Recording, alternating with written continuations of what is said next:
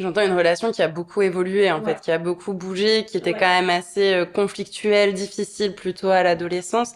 Et c'était très... Enfin, je trouve ça important, en fait, d'expliquer parce que l'avant et tout ce qui se passe avant une relation vient aussi colorer le chemin de deuil. Non. Et ils sont là autour d'elle, ils sont là autour d'elle, en train de lui parler, de lui tenir la main. Moi, j'arrive pas. Je suis au bout de la pièce et j'arrive pas à avancer, j'arrive pas. Je dis non. Non. C'est non. On attend, on voit des médecins qui rentrent, qui sortent, qui nous disent un tas de mots scientifiques, techniques qu'on prend absolument pas. Il y a plein de fois où je me dis, ah ben, ça, maman, elle aurait pu le faire, ah ben ça, machin, ça. Et là où, avant, ça m'aurait rendu triste, là, je me dis, bah, c'est beau, parce qu'en fait, grâce à elle, je peux avoir cette pensée-là. Si elle avait pas existé, si elle avait pas été ce qu'elle était, j'aurais pas cette pensée-là. Et si ça s'était pas arrivé, j'aurais pas eu ce cheminement-là et j'en serais pas là aujourd'hui dans ma vie à pouvoir aider les autres à avancer. C'est ça que tu as envie de retenir. Ouais.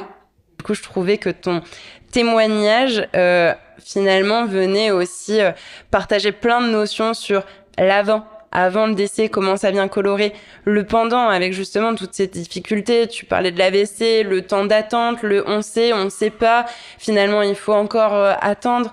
Le don d'organes, enfin voilà, il y avait pas mal de choses que je trouvais pertinentes justement dans ton témoignage et justement cette leçon, cette opportunité, ce cadeau, comme tu dis, de ce que tu retiens, je trouve ça très beau. Et du coup, je voulais te remercier de l'avoir partagé avec moi, de l'avoir partagé avec les auditeurs et les auditrices.